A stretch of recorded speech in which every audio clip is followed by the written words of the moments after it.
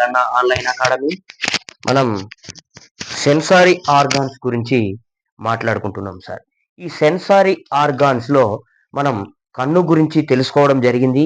అదే విధంగా మనం నేర్చుకున్నటువంటి అంశం రెండవ అంశం ఏంటి సార్ అని అంటే చెవి గురించి తెలుసుకోవడం జరిగింది సార్. Okay, right. ఒకటి కన్ను అయితే రెండవది చెవి సార్. మూడవ జ్ఞానాంగం, మూడవ జ్ఞానేంద్రియం, థర్డ్ సెన్సారీ ఆర్గాన్ ఏది సార్ అని చూసినట్లయితే స్కిన్ సార్, చర్మం. ఈ చర్మం గురించి మనం తెలుసుకోవాలి సార్. మానవుని యొక్క చర్మం కానీ ఇతర జంతువుల యొక్క చర్మం కానీ ఏ విధంగా ఉంటుంది, మరి ఏ విధంగా తయారవుతుంది, ఎన్ని పొరలతోని ఉంటుంది, దీనికి ఏ ఏ వ్యాధులు వస్తాయి అనేటువంటి అంశాలను మనం మాట్లాడుకోవాలి. Okay, right. అయితే ఇక్కడ చర్మం గురించి అధ్యయనం చేసేటువంటి శాస్త్రాన్ని డెర్మటాలజీ అని పిలవడం జరుగుతుంది సార్. ఏంటి? స్టడీ ఆఫ్ స్కిన్ ని మనం డెర్మటాలజీ అని పిలుస్తాం సార్.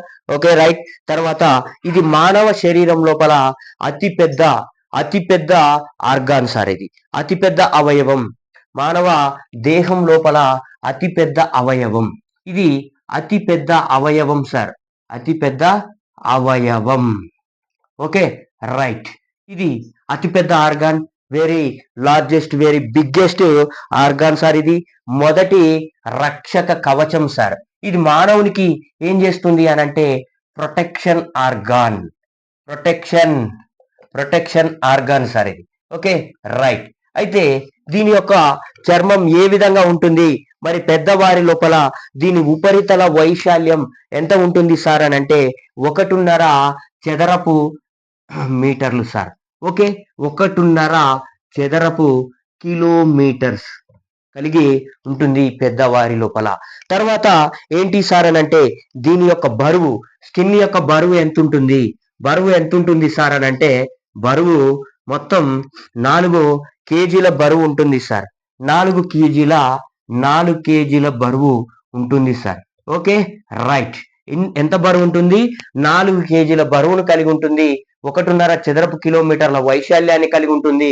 అతిపెద్ద ప్రొటెక్షన్ ఆర్గాన్, అతిపెద్ద అవయవం, అతిపెద్ద ఆర్గాన్. తర్వాత very longest and largest organ. దీని గురించి మనం ఎక్కడైతే అధ్యయనం చేస్తామనంటే డెర్మటాలజీ లోపల అధ్యయనం చేయడం జరుగుతూ ఉంటుంది సార్. Okay, right. చర్మం మందంగా ఉండేటువంటి భాగాలు ఏవి అంటే మానవుని యొక్క అరిచేయి, అరికాలు సార్. చర్మం యొక్క మందం ఎక్కడ ఎక్కువగా ఉంటుంది సార్? చర్మం ఎక్కువ మందం ఉన్నటువంటి ప్రదేశాలు ఎక్కడున్నాయి సార్ అని అంటే అరచేతుల లోపల ఉంటుంది సార్. తర్వాత అరికాళ్ళ లోపల ఈ చర్మం అనేది ఎక్కువ మందం లోపల ఉంటుంది సార్. అతి తక్కువగా మందం కలిగినటువంటి ప్రదేశం, మరి ఇక్కడ ఎంత మందం ఉంటుంది సార్ అని అంటే హాఫ్ సెంటీమీటర్స్ మందంతో ఉంటుంది సార్. అర్ధ సెంటీమీటర్ మందంతోని అరికాళ్ళ లోపల, మరి అరిచేతుల లోపల ఉండడం జరుగుతూ ఉంటుంది సార్. రైట్. తర్వాత అతి పలుచగా స్కిన్ ఎక్కడైతే పలుచగా ఉంటుంది సార్ అని అంటే కనురెప్పలలో చాలా తక్కువ మందాన్ని కలిగి ఉంటుంది ఈ స్కిన్ సార్. Okay, right. తర్వాత మరి దీని యొక్క పొర ఏంటి సార్? మరి దీని విధులు ఏంటి అంటే చర్మం యొక్క విధులు ఏంటి అని మనం చూసినట్లయితే ఫస్ట్ రక్షణ సార్. మానవుని దేహాన్ని లేదా ఇతర జంతువుల యొక్క దేహాన్ని మొట్టమొదటిసారిగా వివిధ వాతావరణ పరిస్థితుల నుంచి రక్షించేది ఏది అని అంటే రక్షిస్తుంది సార్, రక్షణ పొందడంలో. తర్వాత చెమట రూపం లోపల విసర్జన, తర్వాత కొవ్వు కణజాలాలను ఏం చేస్తుంది సార్ అని అంటే డి విటమిన్ తయారీ. అదే విధంగా ఏంటంటే రక్షణ, చెమట రూపం లోపల స్కిన్ ని ఏం చేస్తుంది అని అంటే తీసుకొచ్చి దాన్ని ప్రొటెక్షన్ ఇవ్వడం లోపల ఉపయోగపడుతుంది. అదే విధంగా కొవ్వు కణజాలాలు ఏం చేస్తాయి సార్ అని అంటే అవి కరిగిపోయి డి విటమిన్ ని పొద్దున్నే ఎండలో మనం నిలబడ్డట్లయితే డి విటమిన్ అనేది తయారవుతూ ఉంటుంది సార్. ఓకే, డి విటమిన్ ఏం చేస్తుంది అని అంటే మానవునికి శక్తిని ఇవ్వడంలో ఉపయోగపడుతూ ఉంటుంది సార్. Okay, right. తర్వాత సూక్ష్మజీవులు, సూక్ష్మజీవుల నుంచి ఈ స్కిన్ ఏం చేస్తుంది అంటే మానవుని యొక్క దేహాన్ని మైక్రో ఆర్గానిజమ్స్ నుంచి ఇది కాపాడుతూ ఉంటుంది సార్. Okay, right. తర్వాత అందుకే దీన్ని జాక్ ఆఫ్ ఆల్ ట్రేడ్స్ అని పిలవడం జరుగుతుంది సార్. అంటే రక్షణ పొందడంలో చెమటను చెమటను విసర్జించి తర్వాత డి విటమిన్ డి విటమిన్ తయారీ, అదే విధంగా ఇంకా ఏంటి అంటే సూక్ష్మ జీవుల నుంచి రక్షిస్తూ ఉంటుంది కాబట్టి దీన్ని జాక్ ఆఫ్ ట్రేడ్స్ అని పిలవడం జరుగుతూ ఉంటుంది సార్ స్కిన్ అని. అయితే దీని లోపల రెండు భాగాలు ఉంటాయి సార్. ఒకటి ఏంటి అని అంటే బాహ్య చర్మం సార్. ఒకటి బాహ్య చర్మం, బయట వైపు కనిపించేటువంటి దాన్ని మనం ఏమంటాం సార్ అని అంటే బాహ్య చర్మం అని అంటాం. రెండోది అంతఃచర్మం సార్. Okay, right. రెండోది ఏంటి సార్ అని అంటే అంతఃచర్మం. ఓకే, ఈ రెండు భాగాలుగా స్కిన్ అనేది పైకి కనిపించేటువంటి భాగాన్ని మనం ఎపిడెర్మిస్ అని, తర్వాత లోపలి వైపు ఉన్నటువంటి ప్రదేశాన్ని స్కిన్ ని మనం అంతఃచర్మం ఎండోడెర్మిస్ అని పిలవడం జరుగుతూ ఉంటుంది సార్. Okay, right. మరి ఎపిడెర్మిస్, ఈ ఎపిడెర్మిస్ వల్ల ఏం జరుగుతుంది, మరి ఎపిడెర్మిస్ నిర్మాణం ఏంటి అని మనం చూసినట్లయితే ఎపిడెర్మిస్ నిర్మాణాన్ని మనం ఏం చేస్తాం సార్ అని అంటే ఏ ఏ కణాలతోని ఎన్ని భాగాలుగా ఇది ఏర్పడుతుంది అనేటువంటి అంశాన్ని మనం తెలుసుకోవాలన్నమాట. Okay, right. ఇది బయటకు కనిపించేటువంటి పొర. ఈ బాహ్య చర్మం ఎపిడెర్మిస్ అనేది మరి బయటకు కనిపించేటువంటిది సార్. ఈ బాహ్య చర్మం అనేది బయటకు కనిపించేది పొర అన్నమాట. బాహ్య చర్మం ఏం చేస్తుంది సార్ అని అంటే బయట వైపు కనిపించేటువంటి పొర. దీని లోపల ఏమేమి ఉంటాయి సార్ అని అంటే 3 పొరలను కలిగి ఉంటుంది. 3 పొరలను కలిగి ఉంటుంది సార్. ఓకే, అవేంటి మరి ఈ 3 పొరలు ఏంటి సార్ అని మనం చూసినట్లయితే బాహ్య చర్మంలో ఉన్నటువంటి 3 పొరలు కార్నియస్ సార్. ఒకటి కార్నియస్, సార్. రెండవ లేయర్ ఏంటి సార్ అని అంటే గ్రాన్యులార్ పొర సార్. గ్రాన్యులార్ పొర. Okay, right. మూడవ పొర ఏంటి సార్ మరి అని చూసినట్లయితే దీన్ని మాల్పీజియన్ పొర అని పిలవడం జరుగుతుంటుంది sir. Okay, right. Malpighian layer, Malpighian పొర అని కూడా పిలవడం జరుగుతుంది. ఒకటి కార్నియస్, రెండోది గ్రాన్యులర్, మూడవది మాల్పీజియన్ సార్. అయితే ఈ కార్నియస్ అనేది నిర్జీవ కణాల చేత ఏర్పడ్డటువంటి పొర అన్నమాట. Okay, right. తర్వాత ఈ గ్రాన్యులార్ పొర లోపల మరి ఏముంటాయి సార్ అని అంటే ఇది జీవ కణాలను కలిగి మధ్యలో ఉంటుంది సార్. దీని లోపల నిర్జీవ కణాలు ఉంటే దీని లోపల మాత్రం జీవ కణాలు ప్రాణం పోసుకొని ఉన్నటువంటి కణాలు మధ్య చర్మంలో గ్రాన్యులార్ పొర లోపల ఉంటాయి సార్. బాహ్య చర్మంలో ఉన్నటువంటి రెండవ పొర లోపల, రైట్. మూడవ పొర లోపల స్థిరమైన విభజన చెందేటువంటి పొర అన్నమాట. ఇది స్థిరంగా విభజన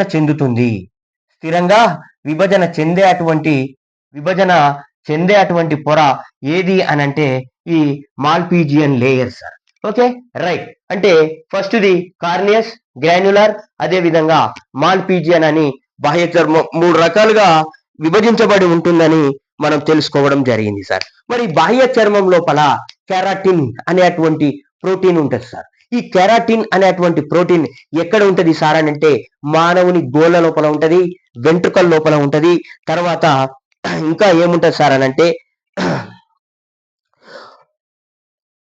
కొమ్ములు సార్. జంతువుల యొక్క కొమ్ముల లోపల, గిట్టెల లోపల ఈ కెరటిన్ అనేటువంటి ప్రోటీన్ ఉంటుంది సార్. అదే విధంగా మెలనిన్ అనేటువంటి పదార్థం ఉంటది. ఈ మెలనిన్ పదార్థం ఉండడం వలన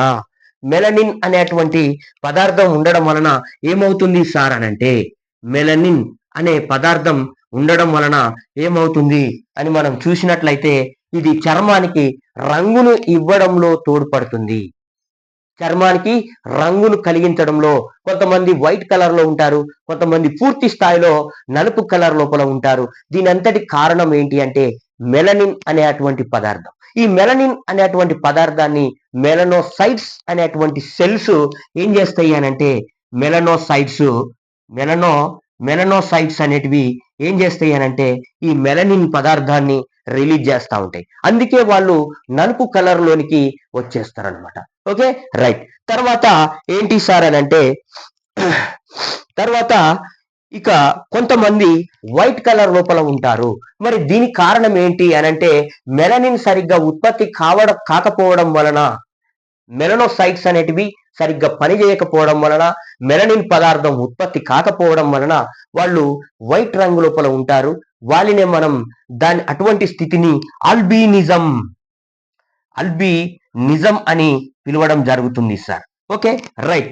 కొంతమంది వ్యక్తులు పూర్తిగా వైట్ రంగులో ఉండడానికి కారణం ఏంటి అంటే అల్బినిజం అనే అంటారు. వీళ్ళనే అల్బిడోస్ అని పిలవడం జరుగుతూ ఉంటుంది సార్. Okay, right. తర్వాత మరి వీళ్ళకు ఉదాహరణ ఏంటి? తెలుపు రంగుకు యూరోపియన్స్ సార్. యూరోపియన్స్ వైట్ రంగు లోపల ఉంటారు. అదే విధంగా రష్యన్స్ ఉంటారు, ఆస్ట్రేలియన్ ప్రజలు, వీళ్ళంతా వైట్ రంగులో పూర్తి స్థాయిలో ఉండడం జరుగుతూ ఉంటుంది అనమాట. Okay, right. తర్వాత ఏంటి అని అంటే ఇది మెలనిన్ అనేది అధికంగా ఉత్పత్తి కావడం వలన పూర్తి స్థాయి లోపల బ్లాక్ కలర్ లో, నలుపు రంగులో ఉండడాన్ని మనం ఏమంటామంటే టానింగ్ అని పిలవడం జరుగుతూ ఉంటుంది సార్. ఓకే, టానింగ్ అని పిలుస్తూ ఉంటాం. Okay, right. తర్వాత ఏంటి సార్ అని అంటే ఇది ఉష్ణోగ్రత పెరిగిన కొద్దీ ఏమైతుంది అంటే మెలనిన్ ఉత్పత్తి పెరుగుతుంది. ఎండకు ఎక్కువైన కొద్దీ, ఎండకు వెళ్ళిన కొద్దీ ఉష్ణోగ్రత పెరుగుతుంటే మెలనిన్ అనేది ఎక్కువగా ఉత్పత్తి కావడం వలన ఏమవుతుంది, వాళ్ళు పూర్తి స్థాయిలో నలుపు రంగులో ఉండడానికి కారణమవుతుంది. దీనినే మనం అనులోమపాతం అని కూడా పిలవడం జరుగుతూ ఉంటుంది సార్. Okay, right. రెండవది అంశం ఏంటి సార్ అని అంటే అంతఃచర్మం. Okay, right. అంతఃచర్మం ఏ విధంగా ఉంటుంది, మరి ఈ అంతఃచర్మం యొక్క విధులేంటి, అంతఃచర్మం ఏమన్నా దానికి ఏమన్నా ప్రాబ్లమ్స్ ఏమన్నా ఏర్పడతాయా అనేటువంటి అంశాన్ని మనం తీసుకోవాలన్నమాట. Okay, right. ఈ అంతఃచర్మాన్ని మనం ఎండోడర్మిస్ అని కూడా పిలుస్తూ ఉంటాం సార్. రెండవ అంశం అంతఃచర్మం. Okay, right. ఈ అంతఃచర్మం దీన్నే ఎండోడర్మిస్ అని పిలవడం జరుగుతుంది. ఎండోడెర్మిస్ అని కూడా పిలవడం జరుగుతుంది సార్. ఈ ఎండోడెర్మిస్ కండరయుతమైనటువంటి పొర, కండరయుతంగా ఉన్నటువంటి పొర అన్నమాట. Okay, right. రెండవది ఏంటి సార్ అని అంటే చర్మానికి కండరాలకు మధ్య సాగే తంతువులు ఉంటాయి సార్. దీని లోపల కండరానికి చర్మానికి మధ్య లోపల తంతువులు అనేటివి ఉంటాయి.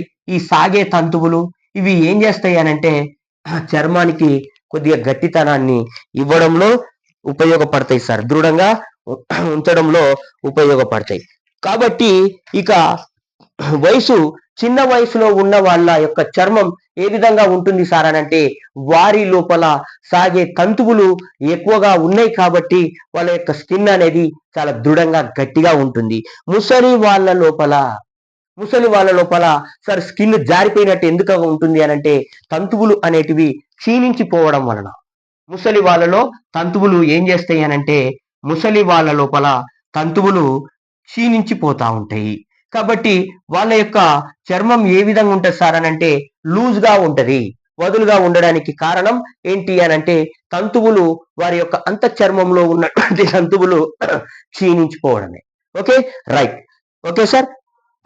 అయితే దీని లోపల స్వేద గ్రంథులు ఏం చేస్తాయి అనంటే ఈ చర్మం లోపల ఉన్నటువంటి స్వేద గ్రంథులు, మరి స్వేదం అంటే ఏంటి సార్ అని అంటే చెమట సార్. ఈ స్వేద గ్రంథులు ఏం చేస్తాయి, చెమటను ఉత్పత్తి చేస్తాయి. మరి చెమట లోపల ఏమేమి ఉంటాయి అంటే యూరియా ఉంటది సార్. ఏముంటది, యూరియా ఉంటది, యూరిక్ యాసిడ్ ఉంటది. Okay, right. తర్వాత ఇంకా ఏముంటది అని అంటే నీరు H2O ఉంటది సార్, వాటర్ ఉంటది. నెక్స్ట్ సోడియం క్లోరైడ్ ఉంటది సార్. ఓకే, సోడియం క్లోరైడ్ అనేటివి చెమట లోపల ఉండే అటువంటివి సార్. Okay, right. ఈ స్వేద గ్రంథులు ఏం చేస్తాయంటే క్రియారహితంగా ఉన్నటువంటి జీవి ఏదైనా ఉన్నదా అంటే ఒంటె సార్. స్వేద గ్రంథులు క్రియారహితంగా ఉన్నటువంటి స్వేద గ్రంథులు క్రియారహితంగా పని చేయకుండా ఉన్నటువంటి జీవి ఏది అనంటే ఒంటె సార్.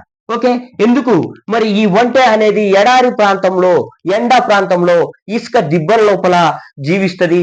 అక్కడ వాటర్ అనేది ఉండదు. దానికి కావలసిన, తన శరీరానికి కావలసినటువంటి నీరు అనేది దొరకదు. కాబట్టి ఆ ఒంటె ఏం చేస్తుంది?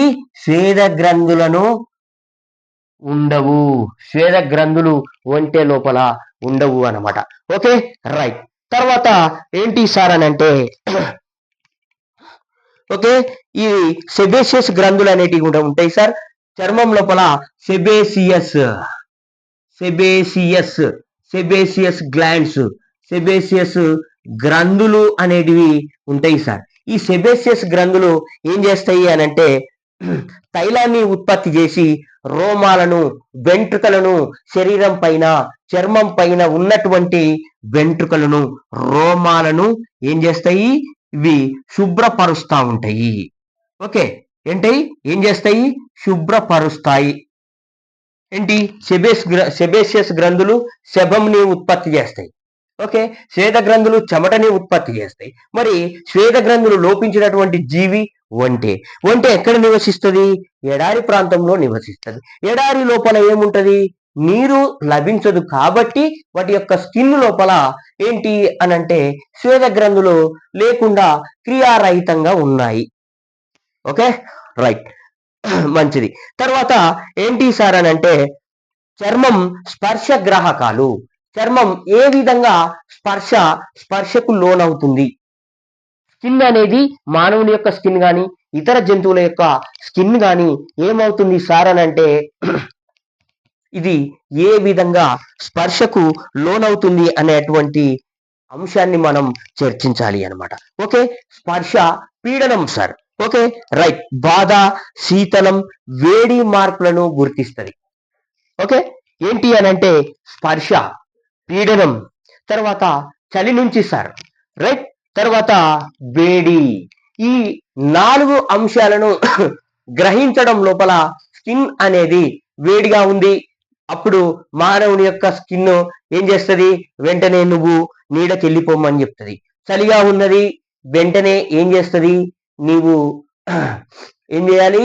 వేడికి వెళ్ళు అని చెప్తుంది. తర్వాత ఇంకా ఏంటి సార్ అని అంటే బాధ.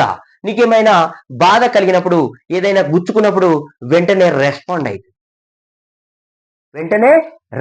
అవుతుంది. Okay, right. దీనికి బాధను గుర్తించేటువంటి చర్మ గ్రాహకాలు.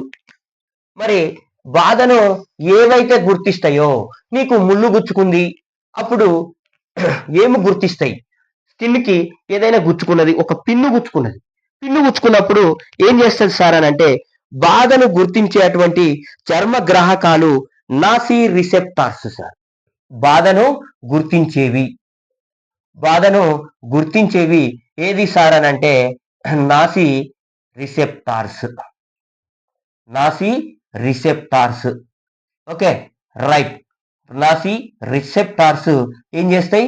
మానవుని యొక్క చర్మానికి ఏదైనా గుచ్చుకున్నది అనంటే ఆ బాధను గుర్తించేవి. వాటిని మనం ఏమంటామంటే నాసీ రిసెప్టార్స్ అని పిలుస్తూ ఉంటాం సార్. Okay, right. తర్వాత ఇవి 10 నుంచి 20 డిగ్రీ సెంటిగ్రేడ్ గల శీతల పరిస్థితులను కూడా గుర్తించేటివి ఏవి అనంటే శీతల గ్రాహకాలు.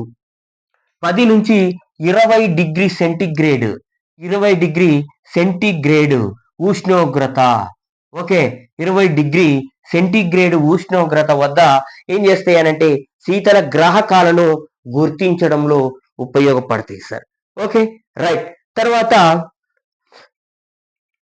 ఈ గ్రాహకాలు ఏ విధంగా ఉంటాయంటే ఉల్లిగడ్డ ఆకారం లోపల ఉంటాయి సార్.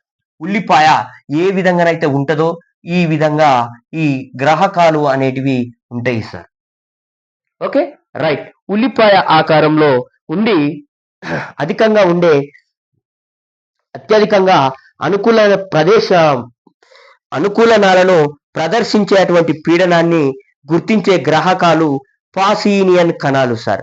ఓకే, అత్యధికంగా అనుకూలనాలను అత్యధిక అనుకూలనాలను తీసుకునేటువంటివి ఏవి అంటే పాసీనియన్ పాసీనియన్ పాసీనియన్ కణాలు.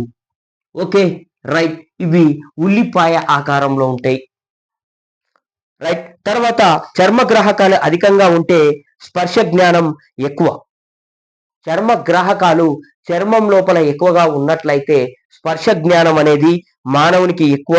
కావున ఆ ప్రదేశాలు తక్కువ క్షోభ్యతలకు లోనైతాయి సార్.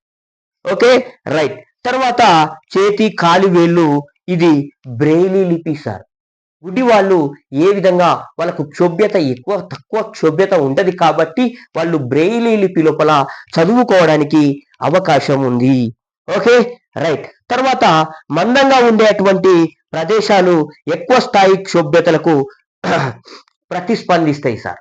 ఎక్కువ చర్మం ఎక్కడైతే మందం ఉన్నదో అక్కడ ఏమవుతుంది సార్ అని అంటే ఇక ఎక్కువ క్షోభ్యతకు లోనయ్యేటువంటి అవకాశం ఉంది అన్నమాట. Okay, right. తర్వాత మరి ఎక్కువ క్షోభ్యత గల ప్రదేశాలు ఏవి అనంటే అరచేయి, మానవుని యొక్క అరచేయి, తర్వాత అరికాలు సార్. ఓకే, తక్కువ క్షోభ్యత ఉన్నటువంటి ప్రదేశాలు ఏవి అనంటే చేతి యొక్క వేళ్ళు అన్నమాట. ఓకే, కాలి వేళ్ళు, చేతి వేళ్ళు సార్. స్పర్శ గ్రాహకాలు అధికంగా వేళ్ల కొనల మీద, పెదవుల మీద ఎక్కువగా ఉంటాయి సార్. ఈ స్పర్శ గ్రాహకాలు ఎక్కడ ఎక్కువ ఉంటాయి సార్ అని అంటే స్పర్శ గ్రాహకాలు ఎక్కడ ఎక్కువ ఉంటాయి అంటే చేతి వేలి కొనలు, రైట్. తర్వాత మానవుని యొక్క పెదవులు సార్. ఓకే, వీటి లోపల ఎక్కువగా స్పర్శ గ్రాహకాలు అనేది మానవునిలో ఎక్కువగా ఉంటాయి సార్. రైట్. తర్వాత చైనా దేశం లోపల చర్మానికి సూదులను గుచ్చేటువంటి వైద్యము ఉంటది సార్. ఓకే, వాళ్ళ యొక్క వైద్యం ఏంటి, ఆ చైనా లోపల వాళ్ళు చేసేటువంటి వైద్యం ఏంటి అని అంటే చర్మానికి పిన్నులను గుచ్చుతా ఉంటారు. దాన్నే మనం ఏమంటామంటే యాక్యుపంక్చర్ అని పిలుస్తాం సార్. యాక్యుపంక్చర్ అని పిలవడం జరుగుతూ ఉంటుంది అనమాట. Okay, right. తర్వాత చర్మంలో ఎటువంటి గ్రంథులు ఉన్నాయి, చర్మం లోపల ఏ ఏ గ్రంథులను కలిగి ఉన్నది మరి చర్మం, మరి ఈ గ్రంథులు ఉండడం వలన అది ఏ విధంగా ప్రతిస్పందిస్తుంది అనేటువంటి అంశాలను కూడా మనం తెలుసుకోవాలి. Okay, right. చర్మంలో ఉండేటువంటి గ్రంథులు తైల గ్రంథులు అన్నాం. ఒకటి తైల గ్రంథులు, వీటిని మనం సెబేసియస్ గ్రంథులు అన్నాం. సెబీసియస్ గ్రంథులు. Okay, right. ఈ సెబీసియస్ గ్రంథులు ఏం చేస్తాయి, సెబాన్ని ఉత్పత్తి చేస్తాయి. Okay, right.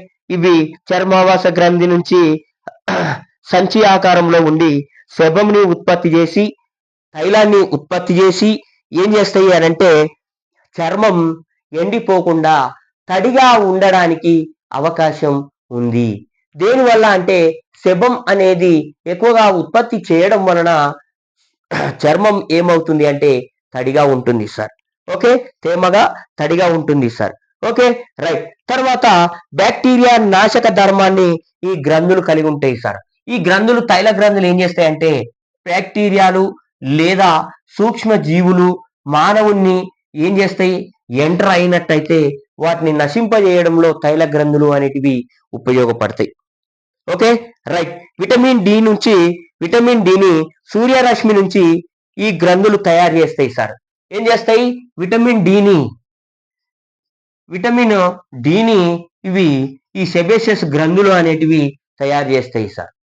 Okay, right. ఇక రెండవ అంశం ఏంటి అని అంటే స్వేద గ్రంథులు సార్. ఈ స్వేద గ్రంథులు మరి ఏం చేస్తాయని మనం చూసినట్లయితే స్వేదాన్ని చెమటని ఉత్పత్తి చేస్తాయి. దీనినే మనం ఏమంటామంటే సూడోరిఫిక్ గ్రంథి అని కూడా పిలవడం జరుగుతుంది సార్. ఈ స్వేద గ్రంథినే మనం సూడోరిఫిక్ గ్లాండ్ అని కూడా పిలుస్తూ ఉంటాం సార్. రక్తంలో ఎక్కువగా ఉన్నటువంటి నీరు మానవుని యొక్క బ్లడ్ లోపల, రక్తం లోపల ఏమవుతుంది సార్ అని అంటే నీరు ఎక్కువగా ఉన్నట్లయితే H2O. Next sodium chloride sir, sodium chloride, sodium chloride ఉన్నట్లయితే. నెక్స్ట్ ఏంటి యూరియా, యూరియా ఉన్నట్లయితే. తర్వాత యూరేట్స్, యూరేట్స్ ఉన్నట్లయితే వాటిని ఏం చేస్తుంది అని అంటే వడపోసి బయటకు రిలీజ్ చేసేటువంటి గ్రంథులు అన్నమాట. Okay right. చర్మంలో, శరీరంలో శ్వేత గ్రంథులు లేని ప్రదేశాలు, శరీరం లోపల, ఈ చర్మం లోపల ఎక్కడైతే శ్వేత గ్రంథులు ఉండవు, మరి ఆ శ్వేత గ్రంథులు లేని ప్రదేశాలు ఏమి అంటే పెదవులు సార్.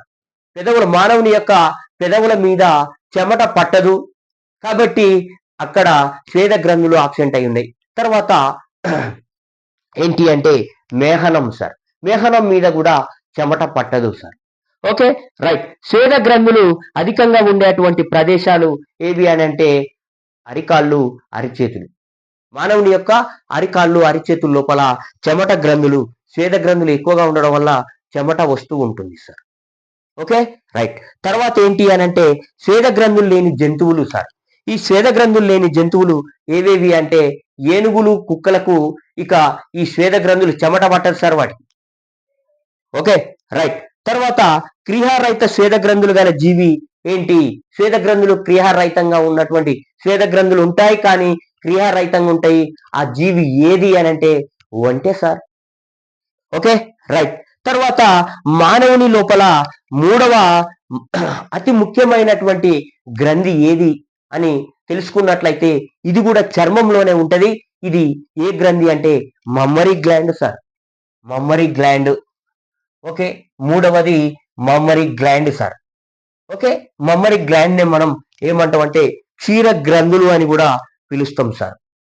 మమ్మరీ గ్లాండ్ ని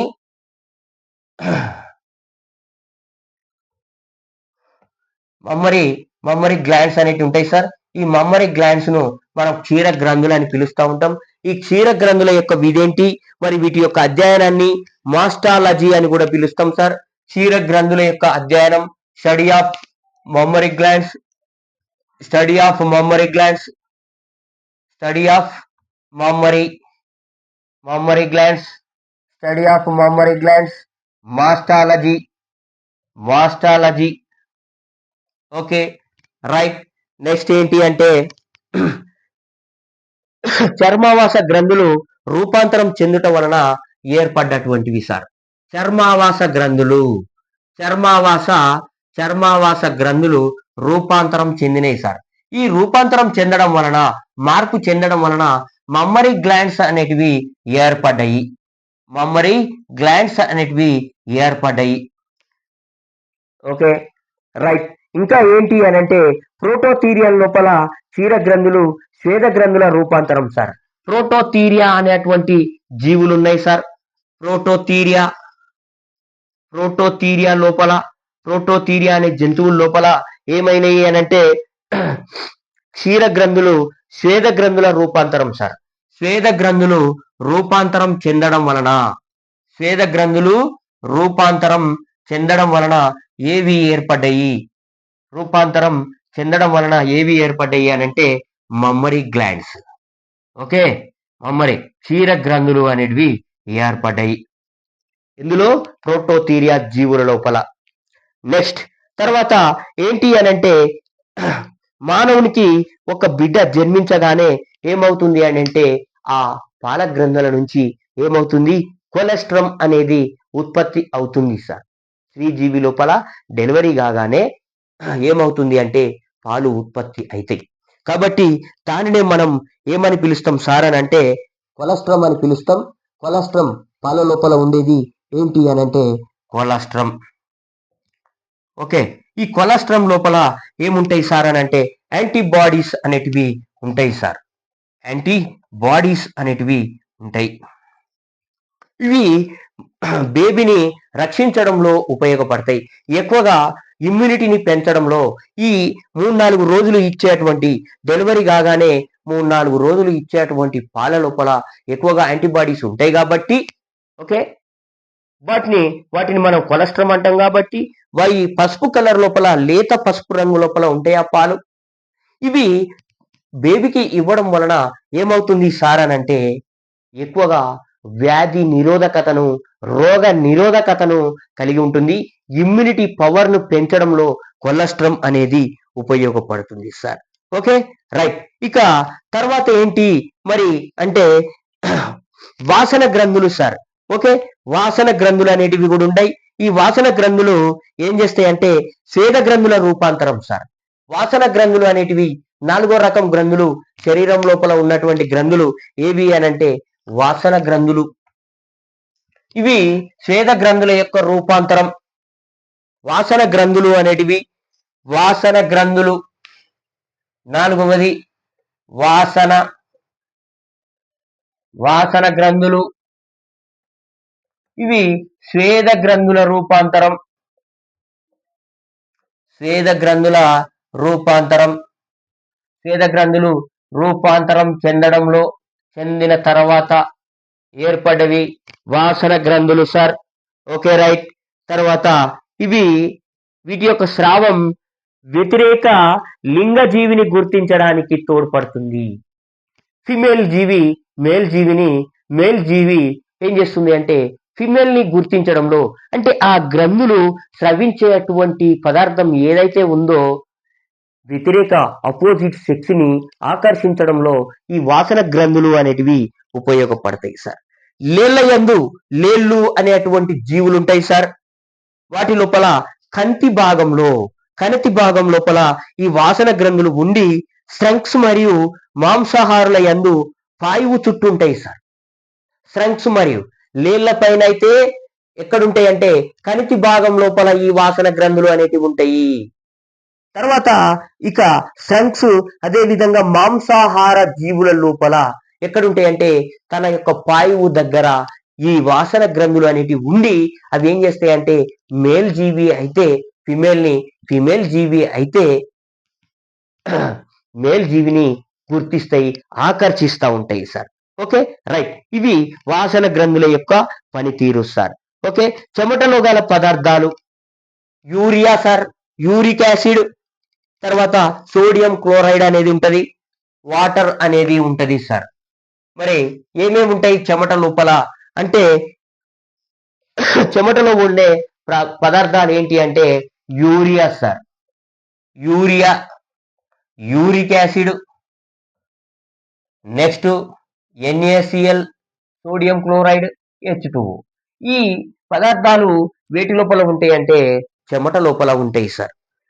నెక్స్ట్ ఏంటి సార్ అని అంటే ఉష్ణోగ్రత తేమ ఎక్కువగా ఉంటే చెమట అధికంగా కోల్పోతాం సార్. ఎక్కువ వేడి ప్రదేశంలో ఉన్నప్పుడు చెమట అనేది మానవ దేహం నుంచి వాటర్ అనేది చెమట రూపంలో బయటకు వెళ్ళిపోతూ ఉంటుంది సార్. ఓకే, బాధను గుర్తించే అటువంటి గ్రాహకాలు, బాధను గుర్తించే గ్రాహకాలు ఇవి నాసీ రిసెప్టార్స్.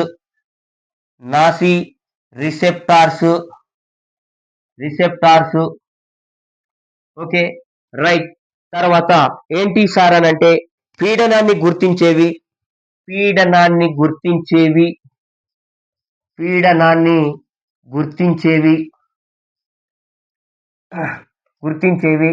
ఏంటి సార్ అని అంటే పీడనాన్ని గుర్తించేవి పాసినియన్ కణాలు.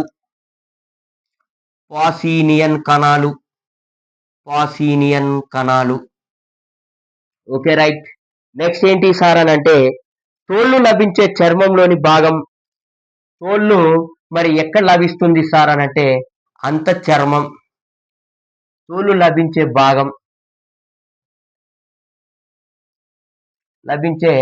భాగం ఏంటి సార్ అని అంటే అంతఃచర్మం. Okay, right. ఈ అంతఃచర్మం అనేది ఏం చేస్తుంది తోలుగా ఉపయోగపడుతుంది సార్. రైట్. తర్వాత ఏంటి అని అంటే తోళ్లను శుభ్రపరిచే ప్రక్రియ సార్. తోళ్లను శుభ్రపరిచే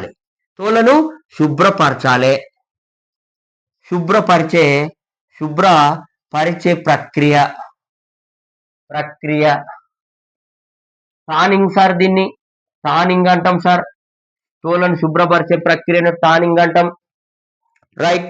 తర్వాత తోళ్ల పరిశ్రమలో టానింగ్ కు వాడేటువంటి పదార్థం ఏంటంటే అలియం క్రోమ్లం సాల్ట్ సార్. అలియం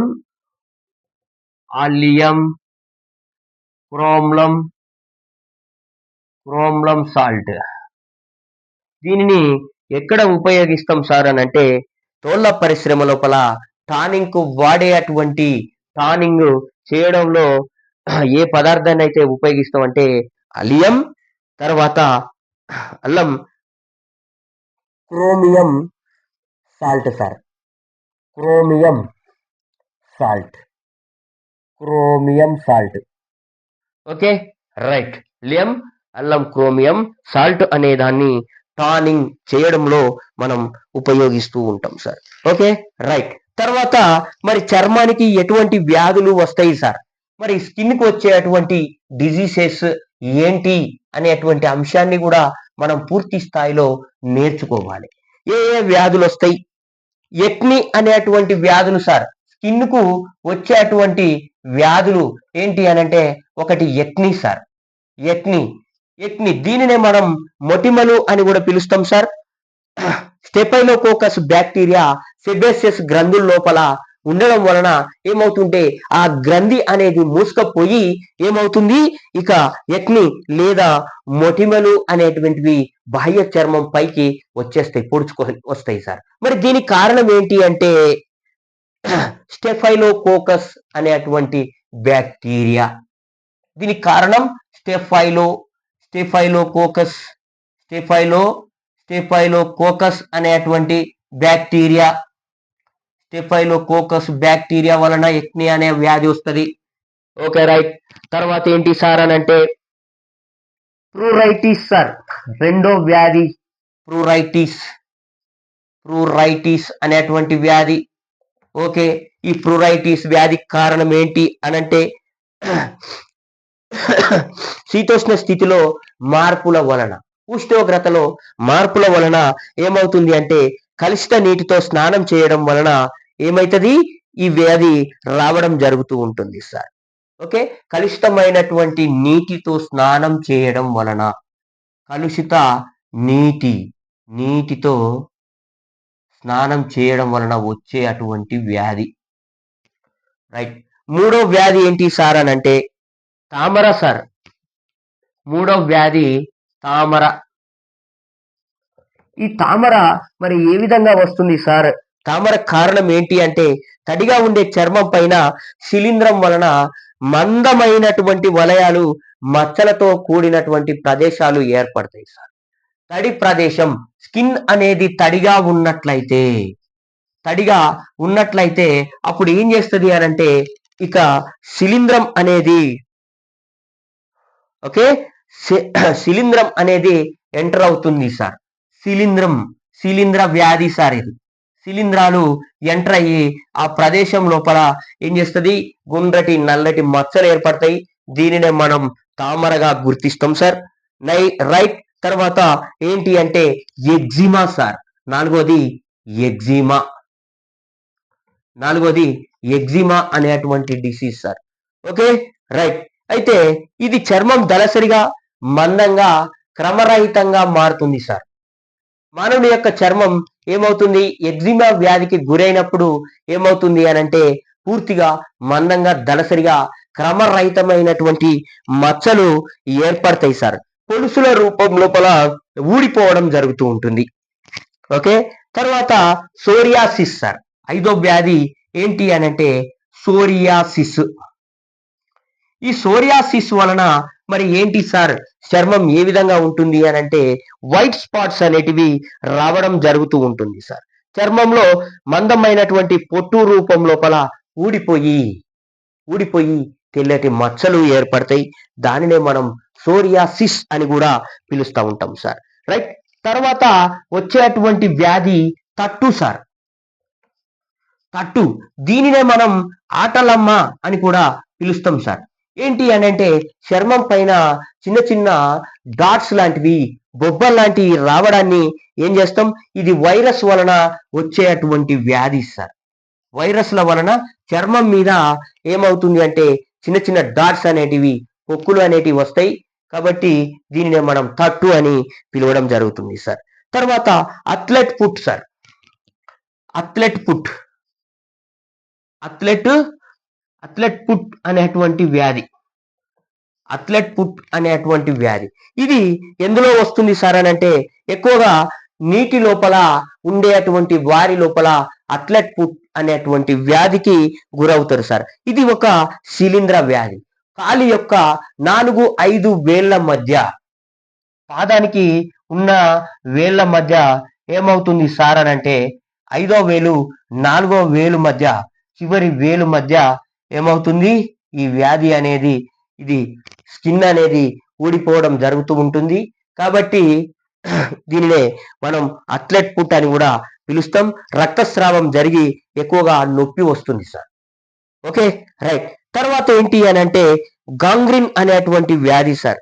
ఓకే, చర్మం, ఈ గాంగ్రీన్ అనేటువంటి వ్యాధి యొక్క లక్షణం ఏంటి? ఈ గాంగ్రీన్ వ్యాధి యొక్క లక్షణం ఏంటి అంటే, స్కిన్ అనేది నలుపు రంగులోనికి వెళ్ళిపోతుంది. స్కిన్ అనేది నలుపు రంగులోనికి వెళ్ళిపోవడం జరుగుతూ ఉంటుంది సార్. Okay, right. తర్వాత పెల్లగ్ర సార్. ఇది నియాసిన్ అనేటువంటి విటమిన్ లోపం వలన వచ్చేటువంటి వ్యాధి పెల్లగ్ర. Okay, right. తర్వాత ఏంటి అని అంటే మరొక వ్యాధి, ఇంపార్టెంట్ అయినటువంటి వ్యాధి ఏంది అని అంటే గజ్జి సార్. గజ్జి, మానవునికి గజ్జి అనేటువంటి వ్యాధి వస్తుంది సార్. ఈ వ్యాధి కారణం ఏంటి అంటే, ఇది సార్కోప్టిస్ అనేటువంటిది. సార్కోప్టిస్ ఏం చేస్తుంది సార్ అని అంటే, ఈ సార్కోప్టిస్ ఎంటర్ కావడం వలన గజ్జి అనేది వస్తుంది సార్. ఇది ఆర్థ్రోపోడా వర్గానికి చెందినటువంటి జీవి సార్. Okay, right. తర్వాత ఇది సిల్వర్ రంగులో ఉండి నల్లని బార్డర్ ను కలిగి ఉంటది సార్. చుట్టూ మొత్తం సిల్వర్ రంగు లోపల ఉంటది, చుట్టూ మాత్రం నలుపు కలర్ వచ్చేస్తుంది. Okay, right. తర్వాత ఏంటి అని అంటే, ఇది ఎక్కువగా చిన్న పిల్లల లోపల వస్తుంది సార్. ఈ వ్యాధి గజ్జి అనేది ఎక్కువగా ఎవరి వల్ల వస్తుంది సార్, ఎవరి లోపల వస్తుంది సార్ అని అంటే, చిన్న పిల్లల లోపల ఈ గజ్జి అనేటువంటి వ్యాధి ఎక్కువగా కనిపిస్తుంది సార్. ఓకే, తర్వాత ఇది ఏంటి అని అంటే ఆడ తాబేలు ఆకారం లోపల ఉంటది సార్. 400 మైక్రాన్స్ పరిమాణంలో ఉంటది. తాబేలు ఆకారంలో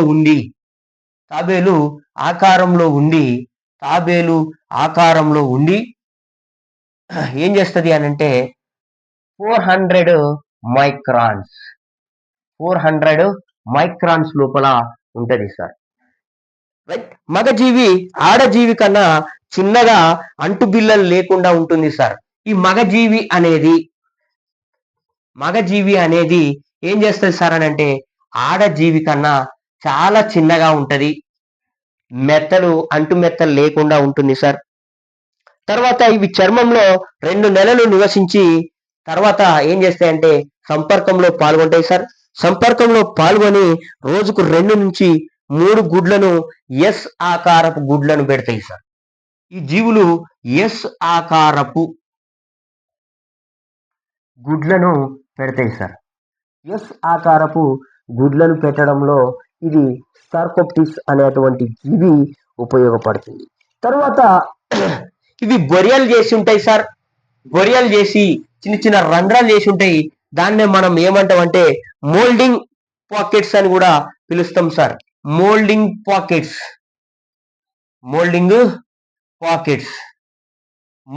పాకెట్స్ అని పిలవడం జరుగుతుంది సార్. Okay, right. తర్వాత సంపర్కం తర్వాత పురుష జీవి చనిపోతుంది సార్. సార్కోప్టిస్ అనేటువంటి మగజీవి సంపర్కం తర్వాత ఏం చేస్తుంది అని అంటే మరణిస్తుంది సార్. ఓకే, ఇది 3 జాతుల కాళ్ళను కలిగి ఉంటది సార్. ఓకే, అప్పుడప్పుడు లార్వాలు చర్మంలో ఏం చేస్తాయి, వాటి యొక్క లార్వాలు మళ్ళీ బొరియలు చేసి రీఅరేంజ్మెంట్ చేసి తిరిగి ఏం చేస్తాయి, వ్యాధిని ఇంప్రూవ్ చేయడంలో ఉపయోగపడతాయి. దీనినే స్కేబీస్ లో ద్వితీయ సంక్రమ అని కూడా పిలుస్తాం సార్. ఎక్కువగా ఏది అంటే చేతి వేళ్ళు మణికట్టు ప్రదేశం లోపల గజ్జి అనేది ఎక్కువగా ఎక్కడ వస్తుంది అంటే చేతి వేళ్ళు మణికట్టు ఉదర భాగం లోపల ఎక్కువగా గజ్జి అనేది మానవునికి రావడం జరుగుతూ ఉంటుంది సార్. ఓకే, ఇది ఈ వ్యాప్తి ఏమైతుంది అని అంటే ఈ గజ్జి అనేటువంటి వ్యాధి ఏ విధంగా వ్యాప్తి చెందుతుంది అని అంటే ఎక్కువగా మనం గోకడం వలన వ్యాప్తి చెందుతుంది సార్. మరి దీనికి ఏం వాడాలని అంటే సల్ఫర్ లేపనాలను వాడితే అది ఆ సార్కోప్టిస్ అనేటువంటి జీవి మరణించి గజ్జి వ్యాధి అనేది తగ్గిపోతుంది సార్.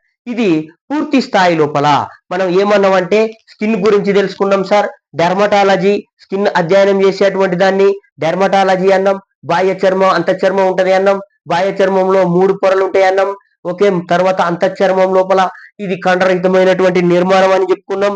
తర్వాత ఏ ఏ వ్యాధులు వస్తాయి, ఏ ఏ ప్రదేశంలో ఎక్కువ మంద ఉంటది, అరికాళ్ళు అరిచేతుల లోపల మంద ఉంటది, అతి తక్కువ మంద ఉన్నటువంటి ప్రదేశం కనురెప్పలు, తర్వాత ఎక్కువగా ఏంటి చెమట గ్రంథులు లేనటువంటి ప్రదేశాలు ఏవి, మానవుని యొక్క పెదవులు అని చెప్పుకున్నాం. రకరకాలుగా మనం చర్మం గురించి పూర్తి స్థాయిలో డిస్కషన్ చేయడం జరిగింది సార్. మన ఛానల్ని లైక్ చేయండి, షేర్ చేయండి, సబ్స్క్రైబ్ చేయండి సార్. జై హింద్.